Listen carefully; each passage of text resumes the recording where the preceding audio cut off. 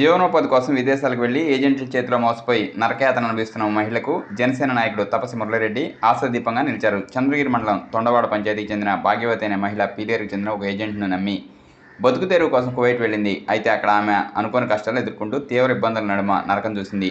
తనను ఎలాగైనా రక్షించాలని ఆమె సోషల్ మీడియాలో కన్నీరు మున్నీరుతో పోస్ట్ చేసిన వీడియో వైరల్గా మారింది. ఈ వీడియో చూసి చంద్రగిరి మండల జనసేన పార్టీ నాయకులు తపసి మురళిరెడ్డి తక్షణమే స్పందించారు.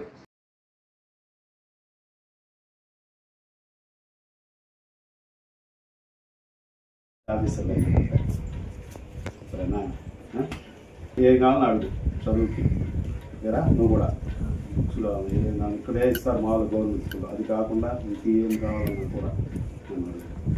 సరే నా తాత చెప్పండి, తాత చెప్తే ఖచ్చితంగా ఫోన్ చేస్తాను. చదువుకొని మంచి ఆఫీసర్ ఉన్నాం మనం.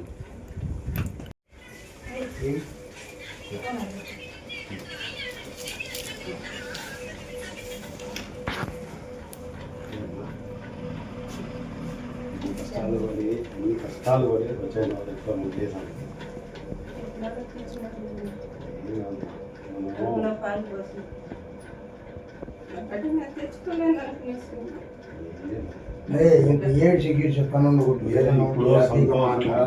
హ్యాపీగా మీ బిడ్డ వచ్చేసింది. ఏమా ఏమా మీ మమ్మీ వచ్చేది హ్యాపీ కదా? ఇంకో బాబు హ్యాపీగా సంతోషంగా బతుకు చీర కావాలంటే ఏదన్నా అడగండి. మీకు ఏదైనా నేను భరోసా ఇస్తాను.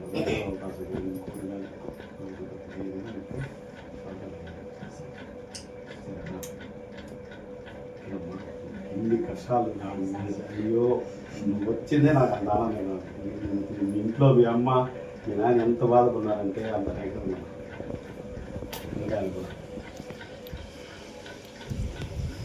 వీడియో ద్వారానే నేను చెప్పాలంటే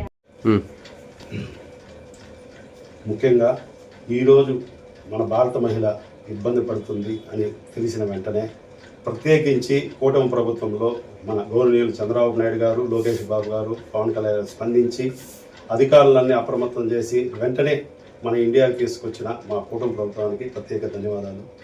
ఆ బిడ్డ ఎంతో బాధపడుతుందని వాళ్ళ తల్లిదండ్రుల ద్వారా తెలుసుకొని ఆమెతో నేను ఫోన్లో మాట్లాడి ఏం జరుగుతుందని తెలుసుకుని వెంటనే ఆ వీడియో ఒకటి నాకు పెట్టి వెంటనే దీన్ని ప్రభుత్వ దృష్టికి తీసుకెళ్లాలనేసి, ఖచ్చితంగా ఇంక న్యాయం జరగాలనేసి మన మీడియా సోదరులు ప్రత్యేకించి ధన్యవాదాలు చెప్పుకున్న మీడియా సహోదరులు ప్రతి ఒక్కరు సహాయ సహకారాలు అందించి ఆ బిడ్డను ఇండియాకి, ఈ భారతదేశానికి పంపించిన మరొకసారి నా మీడియా సోదరులు ప్రత్యేక ధన్యవాదాలు చెప్పుకుంటున్నా.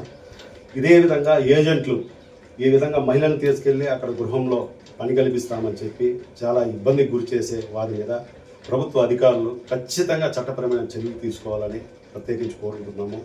ఇక్కడ ఎస్పీ గారు, కలెక్టర్ గారు దీన్ని దృష్టికి తీసుకొచ్చి ఆమెని చాలా భద్రంగా మన భారతదేశానికి తీసుకొచ్చినందుకు మరొకసారి కూటమి ప్రభుత్వానికి వీరికి ప్రత్యేక ధన్యవాదాలు చెబుతున్నాను.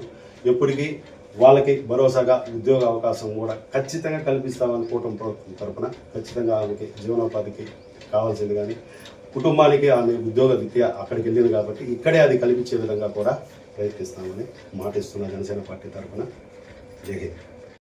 మీడియా సోదరులకు, అలాగే సీఎం చంద్రబాబు అన్న గారికి, లోకేష్ అన్న గారికి, పవన్ కళ్యాణ్ అన్న గారికి నా ప్రత్యేక ధన్యవాదాలు.